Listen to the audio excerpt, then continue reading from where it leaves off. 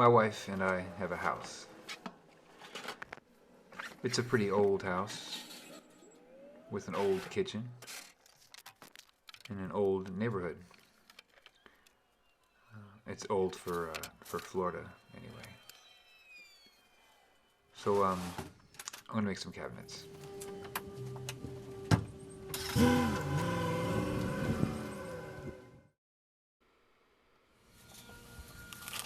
So I figured out that I would need 3 sheets of plywood for these cabinets. I'm not replacing all the cabinets in the kitchen. I'm just filling in some spaces, empty space in the kitchen just to add storage. I'm going to try to make it look like what's already there. The house was built in 1953. We really don't want to make it all modern and new. We like old stuff, so I'm going to keep it that way. So after the layout's done, I'm using my my rip guide to start breaking down the plywood lengthwise. It's a really handy thing. I don't have a track saw, but that certainly gets things done. One day I'll have a track saw. But I made this little square. It's not exactly perfectly square, but it's good enough to do cross-cutting, rough cuts. So got everything laid out and organized. Now I'm going to begin kind of trimming everything down to its final dimensions. It's a long, tedious process, but I try to get every piece that's going to be in the same dimension, cut them all at once so everything is exactly the same width. Cut down on variations from moving the fence.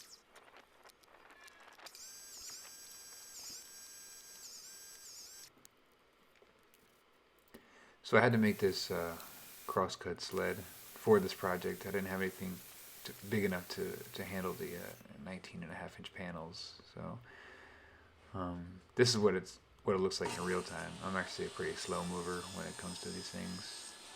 I'm rather clumsy, so I try to be careful around my tools and try not to move too quickly. But it looks like I'm flying through everything when it's sped up, but that's how I really move.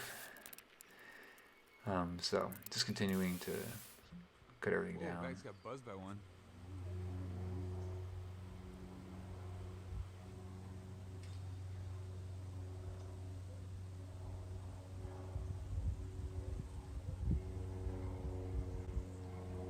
Oh my god, that was really close.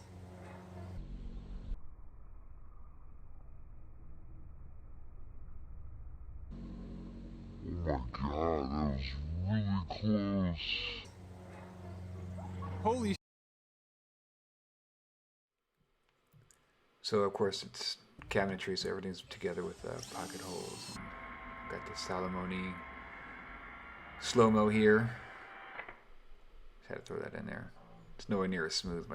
It's just a GoPro. The frame rate isn't good enough to really make it look nice. Make it look like he does. But just a million pocket holes, just blazing through them. And this is always the hardest part, trying to get everything aligned up and squared, or when nothing is actually attached. Once you get those first couple pieces in, though, it's easy to kind of get the rest in. And once all 3 cabinets, these are just the lowers. 2 of them go on the other side of the stove, and the other is a lower for next to the fridge.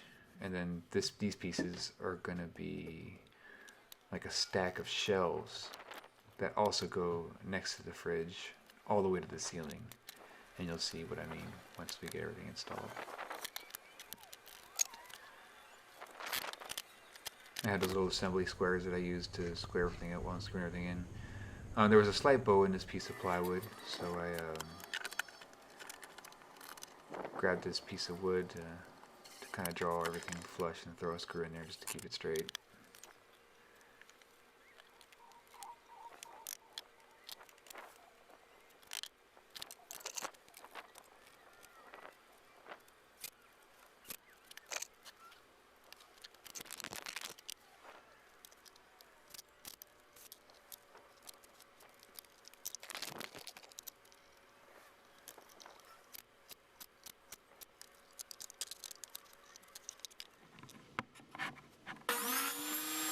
So there are some shelves, the shelves that are in that stack next to the fridge.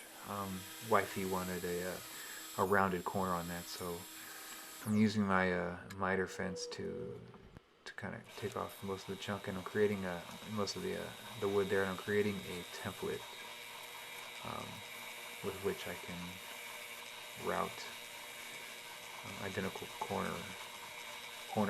curves on all of the shelves. You'll see.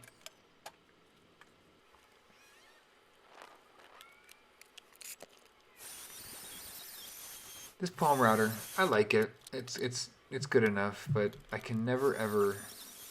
The bits either move or I can't get them out. There is no like, Goldilocks setting for those. They're either impossible to remove the bit or impossible to keep them from the bit from dancing around in there. So I don't know what I'm doing wrong with that one. Maybe it's just that particular router. You can see them screwing in the shelves and kind of, at least that top shelf. I don't think I put the rest of the shelves in just yet. I wanted to kind of space everything out based on what we're putting in those shelves. So I want to make sure everything was good. So throughout this video, you're going to see some of my laundry hanging. So please forgive me that. I didn't think about it until after I shot everything, and I was like, oh my god, those are my underwear. So I'm kind of just putting everything away for the day. And these are getting everything out of the weather.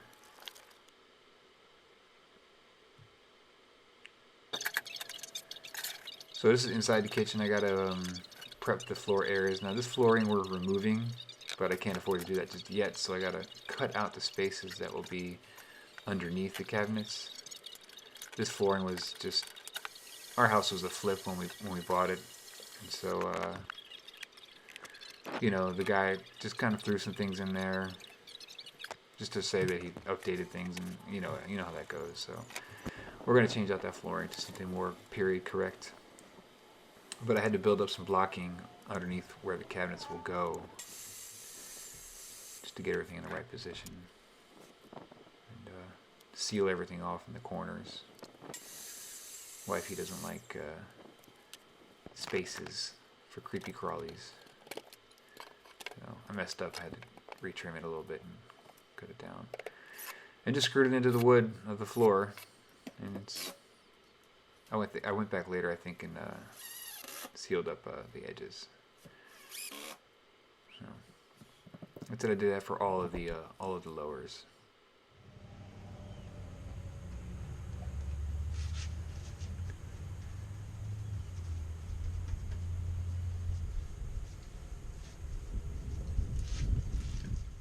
See, I'm dressed a little more comfortably on this day.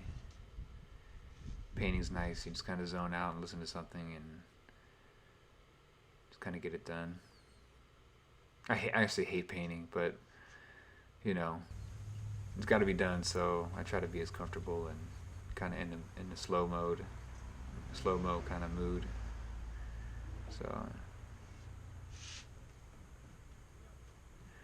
So you'll notice those L-shaped pieces below all the shelves. I didn't record myself installing those.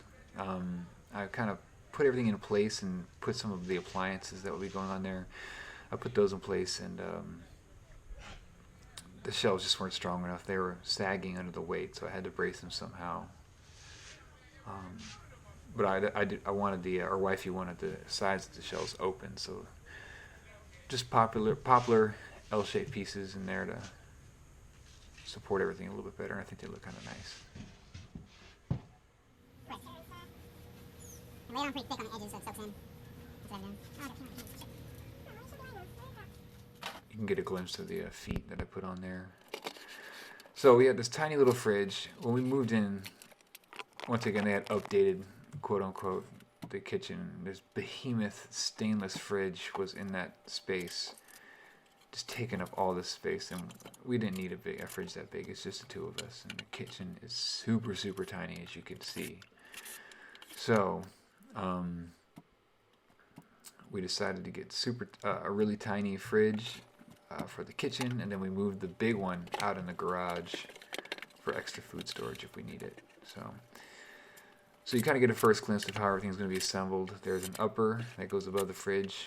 We're going to put all of our, you can get a glimpse of we have an orange cook set from Le Creuset. You can see it on the stove behind the fridge. And that's all going to be stored in the upper cabinet. And then these shelves are for appliances. And then the lower is going to be for our dog food. A pull-out drawer for the dog food. Now I couldn't get the uppers, the shelves past the trim on the door, so I had to pull the uppers back off the wall and slide that in place. And you can see me adjusting the feet to get everything leveled out. And then I had marked on the wall exactly where everything went. So after a bunch of trial and error, there's plaster. These walls are plaster, so it's hard to find the studs through the plaster. I don't know. Maybe I just have a crappy stud finder, but it's difficult. So there you can see the fridge fits in there pretty nicely. And then this other cabinets. We did the same thing with the stove. There was used to be a huge stove in there. They updated it, quote unquote, with a stainless stove that wasn't wide enough to fill the gap. So we got this really tiny little stove. Once again, it's all we need. And building these lowers to go on either side. And once these get face frames on them, everything will be flushed out, and then we're going to replace the countertops to go over the whole thing. And that's where we're going to stop this part.